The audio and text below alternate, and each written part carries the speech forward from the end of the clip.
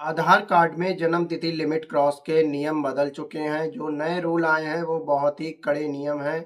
उनके अनुसार यदि आप अपने आधार कार्ड में जन्म तिथि अपडेट कराते हैं तो विशेष ध्यान रखें कि आप जो भी एफिडेविट यानी कि एनेक्जर 1 या एनेक्जर 1A दे रहे हैं उसमें जो भी जानकारी आप भरेंगे वो सही होनी चाहिए।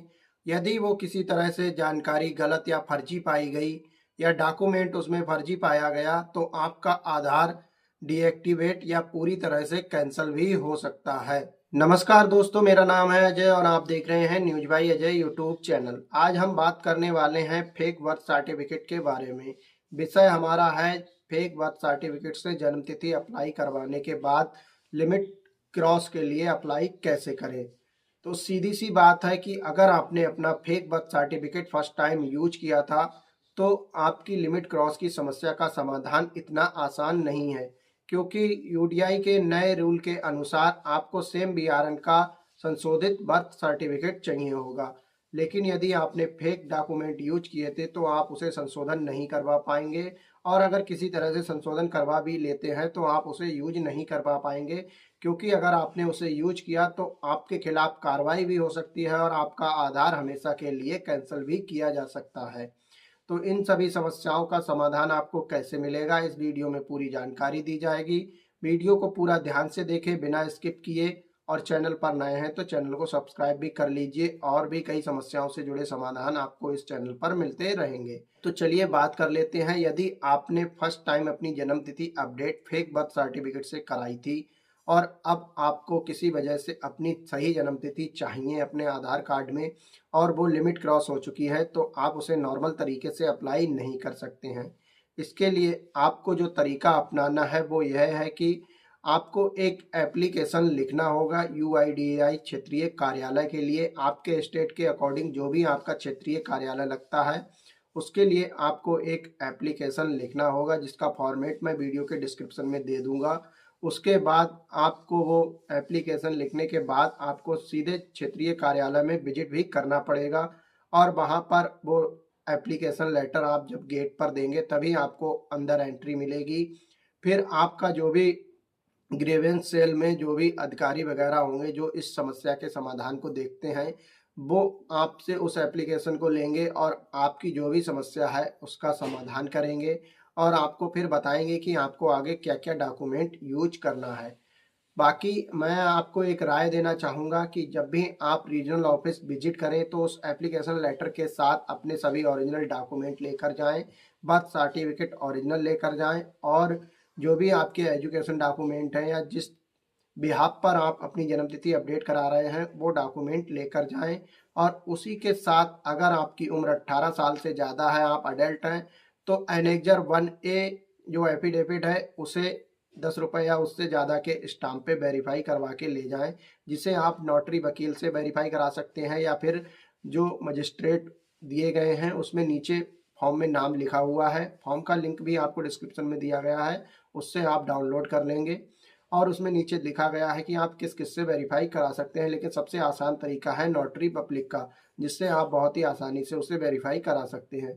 और उसे वेरीफाई कराने के बाद आप जो है उस एफिडेविट को भी अपने साथ लेकर जाएंगे, क्योंकि वहां पर आपसे वो भी मांगा जा सकता है। और अगर आपकी उम्र 18 साल से कम है, बच्चे के आधार कार्ड के जगह पिता की डिटेल आएगी, उसके बाद बच्चे की डिटेल आएगी, और एफिडेविट स्टाम्प जो भी है वो पिता के नाम से बनेगा। वहां पर आपको जाकर वो स्टाम्प और एफिडेविट दिखाना पड़ेगा जब भी आपसे मांगा जाएगा। तो इन सभी समस्याओं का हल यही है कि आपको सीधे रीजनल ऑफिस विजिट करना है। रीजनल ऑफिस विजिट करने के बाद आप एक एप्लीकेशन उन्हें देंगे गेट पर, तब वो आपकी समस्या के लिए आपको जो भी वहाँ पर कर्मचारी होंगे या जो भी अधिकारी होंगे उनके पास भेजेंगे। फिर आप उन्हें अपनी समस्या बताएंगे कि किस वजह से आपने इस डॉक्यूमेंट का यूज किया था, या आपको उस डॉक्यूमेंट के बारे में कोई जानकारी नहीं थी, आपने सिर्फ करवा लिया था किसी के द्वारा और आपको जानकारी नहीं थी कि उसने क्या डॉक्यूमेंट लगाया है। तो इस तरह की जो भी समस्या हो आप उन्हें बता देंगे, फिर वो आपकी समस्या के अनुसार आपको समाधान बताएंगे, और आपका जो है आधार जन्म तिथि लिमिट क्रॉस सही हो जाएगा।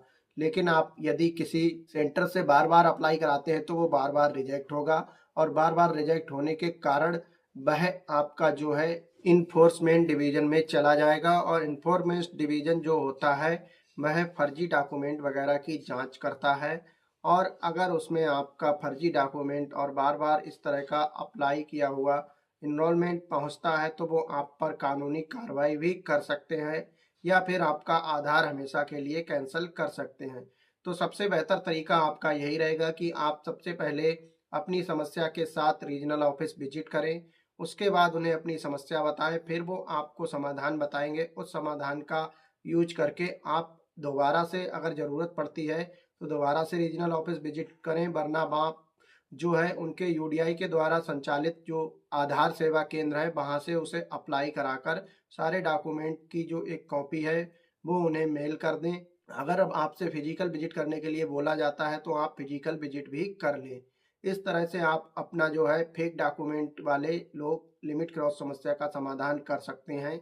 लेकिन यदि आप चाहते हैं कि आपने पहले फेक बर्थ सर्टिफिकेट से जन्म तिथि अपडेट करा ली थी, आप दोबारा फिर उसी चालाकी का अपनाना चाहते हैं और फिर उस बर्थ सर्टिफिकेट को किसी तरह से संशोधन करा के लगाते हैं, तो वो बर्थ सर्टिफिकेट फेक ही रहेगा और जब लिमिट क्रॉस के लिए कोई भी डॉक्यूमेंट पहुंचता है तो उसका फिजिकली गहनता से जांच की जाती है कि ये डॉक्यूमेंट असली है या नहीं है, इसका रजिस्ट्रार में रिकॉर्ड है या नहीं है।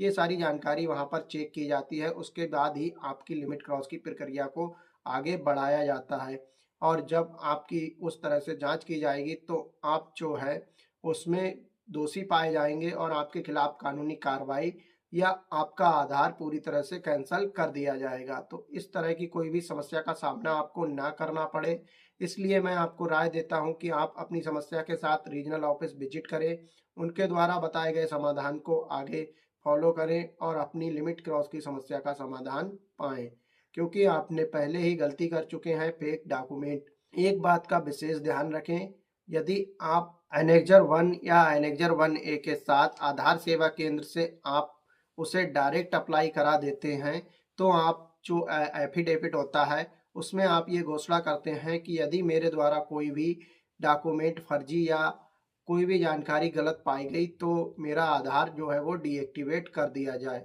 तो इसलिए आप विशेष ध्यान रखें कि अगर आप उसे डायरेक्ट बिना किसी जानकारी के अभाव में दोबारा से अपने लिमिट क्रॉस के लिए अप्लाई करा देते हैं, तो आप जो है अपने आधार को डीएक्टिवेट करवाने के जिम्मेदार खुद ही होंगे। ये बात उसमें नीचे लिखी हुई भी होती है कि अगर ऐसा कुछ पाया जाता है तो उसके जिम्मेदार आप खुद ही होंगे।